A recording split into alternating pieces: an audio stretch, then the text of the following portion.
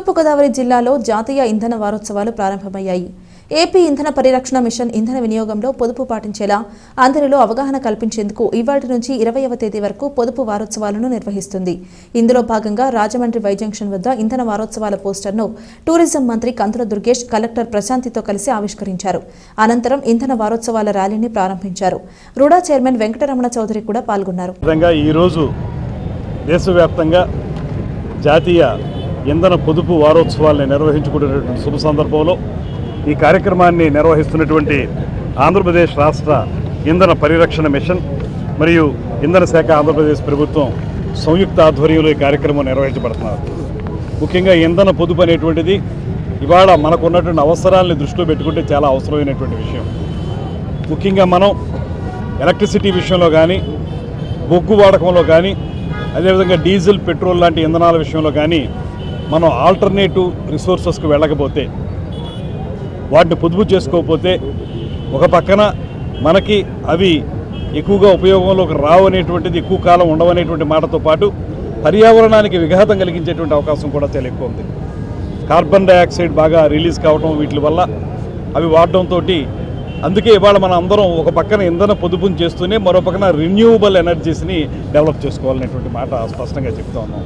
అందులో ముఖ్యంగా సోలార్ ఎనర్జీని ఉపయోగించుకోవాలనేటువంటి మాట మనం ప్రత్యేకంగా చెప్తూ, ప్రతి చోట కూడా ఈ సోలార్ ఎనర్జీని ఉపయోగించుకునేలాగా ప్రతి ఇంట్లోనూ కూడా ఆ రకమైనటువంటి ఆలోచన చేయాలని, తద్వారా ఇంధనాన్ని పొదుపు చేయాలని, సోలార్ ఎనర్జీ ద్వారా మనం ఎలక్ట్రిసిటీ వాడకాన్ని తగ్గించే విధంగా కార్యక్రమాలు నిర్వహించుకోవాలనేటువంటి మాటతోటి ఇవాళ రాష్ట్ర వ్యాప్తంగానే కాకుండా భారతదేశ వ్యాప్తంగా ఇది జరుగుతూ ఉంది.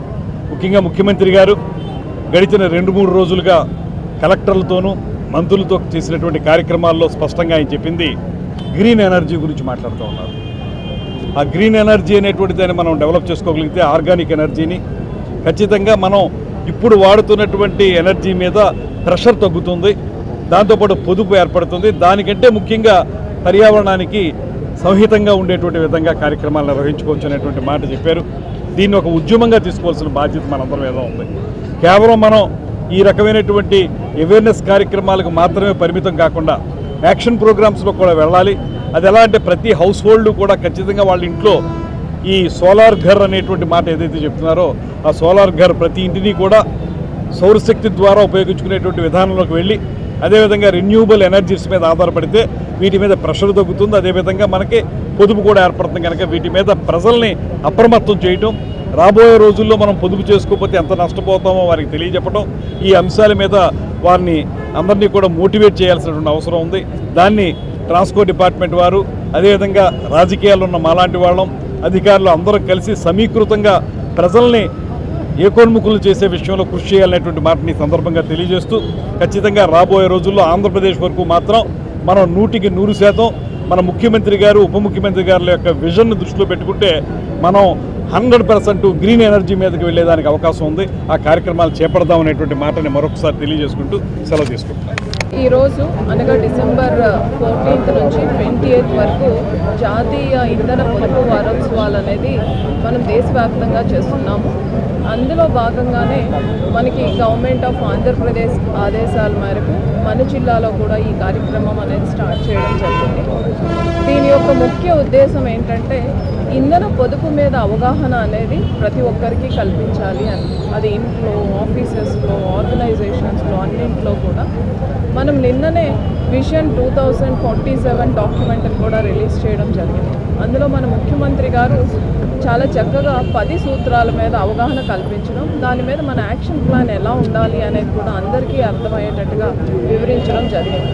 ఆ 10 సూత్రాల్లో ఇంధన పొదుపు కూడా ఒకటి. అంటే రేపొద్దున మనం ఎంత డెవలప్మెంట్ చేయాలి అని అనుకున్నా మనకి ఎనర్జీ రిసోర్సెస్ కానీ లేకపోతే మన డెవలప్మెంట్కి సంబంధించిన కళలు సహకారం అనేది జరగదు. సో ఆ ఇంధన పొదుపు అనేది మనం ఎనర్జీని ఎప్పటికప్పుడు మనం ప్రొడ్యూస్ చేసుకోవడమే కాకుండా దాన్ని రీన్యూ ఎనర్జీస్ని కూడా మనం ఐడెంటిఫై చేసుకోవాలి. అలానే మన దగ్గర ఉన్న ఎనర్జీ సోర్సెస్ని కూడా చాలా పొదుపుగా వాడుకోవాలి. మనందరికీ తెలిసిన విషయమే, ఒక యూనిట్ని సేవ్ చేయడం అనేది 2 యూనిట్లని ప్రొడక్ట్ చేసినంత వాల్యూ అనేది ఉంటుంది. సో ఈ వారోత్సవాల సందర్భంగా ప్రజలందరికీ విజ్ఞప్తి ఏంటి అంటే, మీరు ఇంట్లో ఏదైతే ఇంధనాన్ని, ఎనర్జీని, ఎలక్ట్రిసిటీని యూజ్ చేస్తున్నారో అది వీలైనంత తక్కువ చేసుకోవడానికి మీరు కొంచెం జాగ్రత్తలు తీసుకోవాల్సి ఉంటుంది. మన హౌస్ హోల్డ్ ఎలక్ట్రికల్ యూనిట్స్ ఆ టూల్స్ ఏవైతే ఉన్నాయో వాటిని ఎప్పటికప్పుడు అవసరం లేనప్పుడు మనం ఆఫ్ చేయడము, అలానే అనవసరంగా యూజ్ చేయకుండా ఉండడం. అలానే మనము ఎలక్ట్రికల్ టూల్స్ కొనేటప్పుడు మనకి స్టార్ రేటింగ్లో ఏదైతే తక్కువ ఎనర్జీని యూజ్ చేస్తారో వాటిని కొనడం.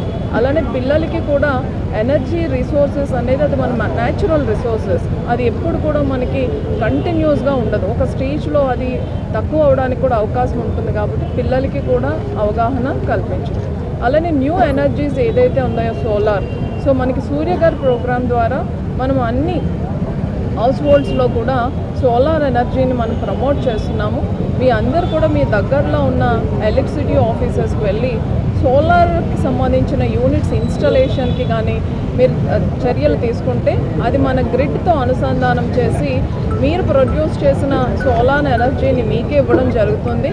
ఒకవేళ ఎక్సెస్ కానీ అయ్యి ఉంటే అది ప్రభుత్వం వారు మీ దగ్గర నుంచి కొనడం కూడా జరుగుతుంది. దానివల్ల మీకు ఆదాయం కూడా వస్తుంది.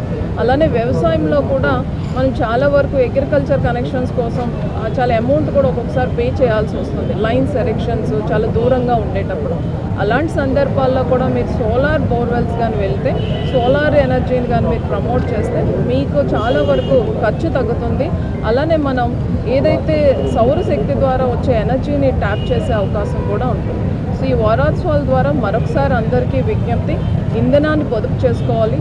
ఇంధనం శక్తి వనరులు ఎంత ఎక్కువగా ఉంటే మనం అంత డెవలప్ అవ్వడానికి కూడా అవకాశం ఉంటుంది. అందరికీ నమస్కారం.